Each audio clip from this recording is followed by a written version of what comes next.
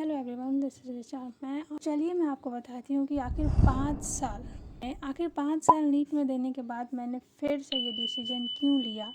मुझे फिर से नीट क्यों करना है। 6th अटैम्प्ट रहेगा मेरा इस बार 2027 का। तो मैं ये डिसीजन क्यों ली, मैं आपके साथ ये शेयर करने वाली हूँ। बहुत सोचने के बाद कि मैं कुछ और लाइन में चली जाऊँ, कुछ और चीज़ का तैयारी कर लूँ, कुछ और कर लूँ। बहुत सोचने के बाद मुझे अब लग रहा है कि मुझे एक बार और चांस देना चाहिए। और मुझे लग रहा है कि अगर एक बार मैं अच्छे से पढ़ लूँगी, एक बार मैं बहुत ज़्यादा कंसिस्टेंट से पढ़ लूँगी, बहुत मेहनत करके पढ़ लूँगी, तो मेरा निकल जाएगा, मेरा सिलेक्शन हो जाएगा।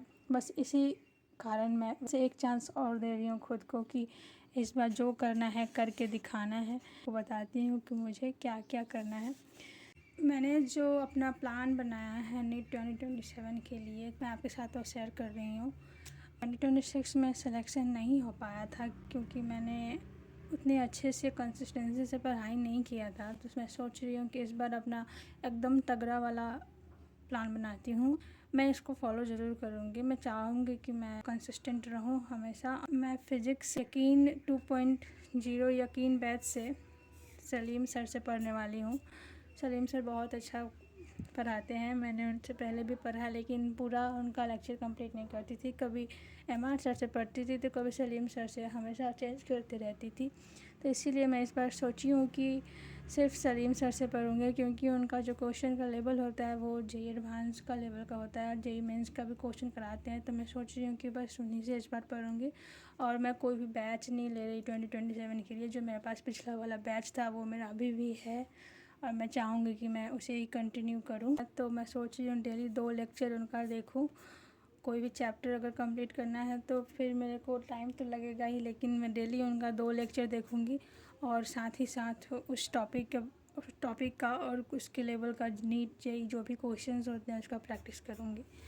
फिर केमिस्ट्री पे आते हैं। तो केमिस्ट्री में 2 टीचर से पढ़ने वाली हूँ हर सब्जेक्ट को, क्योंकि कुछ चीज़ें होते हैं जो कि इस टीचर से समझ में नहीं आते तो उस टीचर से समझ में आते हैं। तो इनऑर्गेनिक केमिस्ट्री के लिए मैंने मोहित सर को पीडब्ल्यू से चूज किया है। और एक टीचर हैं एलन के, जो मुझे बहुत अच्छे लगे थे। अभी मुझे इनका नाम नहीं पता, लेकिन वो इनऑर्गेनिक केमिस्ट्री बहुत अच्छा पढ़ाते थे। मैंने यूट्यूब से पढ़ा था, तो मैं उनका 1 शॉट वाला वीडियो पूरा देख लूँगी। मोहित सर से फुल लेक्चर देखूँगी। फिर लास्ट में रिविज़न के लिए 1 शॉट के लिए एलन के जो टीचर हैं जो ऑनलाइन पढ़ाते हैं यूट्यूब पे, उनका मैं देखूँगी। ऑर्गेनिक का तो कंप्लीट हो गया।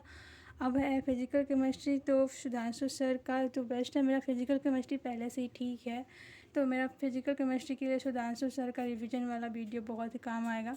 और साथ ही साथ मैं इनका रिवीजन भी करूँगी और क्वेश्चन भी प्रैक्टिस करूँगी।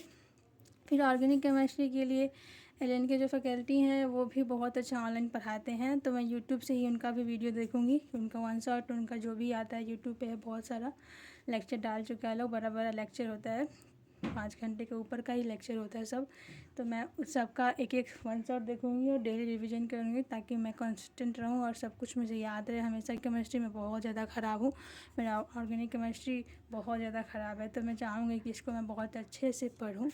अब आते हैं बायोलॉजी पे। तो मैं सबसे पहले लेना चाहिए था मुझे, लेकिन मैं बायोलॉजी बाद में इसलिए ले रही हूँ क्योंकि मैं इसका कोई भी लेक्चर नहीं देखने वाली।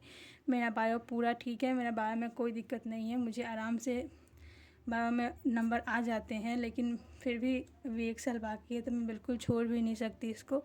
तो मैं सोच रही हूँ बायो में सिर्फ टेस्ट के थ्रू रिवीजन करूँगी, क्योंकि जो भी टेस्ट में मेरे नंबर कटेंगे, जो भी मेरे से नहीं सॉल्व हो पाएगा, उसको मैं मिस्टेक से सीखूँगी और उसी को रिवाइज करूँगी। साथ ही साथ मैं इसका रिवीजन भी करती रहूँगी। जितना भी मेरा क्वेश्चन प्रैक्टिस करूँगी उन्हीं सब के थ्रू मेरा बायोलॉजी रिवीजन हो जाएगा। कोई भी लेक्चर नहीं देखूँगी। और मेरा बायोलॉजी बहुत ज़्यादा अच्छा है, मैंने बताया ही, तो मुझे कोई ज़रूरत नहीं है इसका फुल लेक्चर देखने के लिए। तो इसके लिए मेरे को टाइम बचेगा, तो फिज़िक्स और केमिस्ट्री पे मैं ज़्यादा फोकस कर पाऊँगी। तो मैं जितने भी ये प्लान बनाई हूँ, मैं 1 अगस्त से स्टार्ट करने वाली हूँ। उस दिन से मैं डेली इसे फॉलो करूँगी और मैं अपने शॉर्ट्स के थ्रू आपको अपडेट देती रहूँगी कि मैंने किस दिन क्या क्या पढ़ा और कैसे मेरा दिन गया। Goodbye.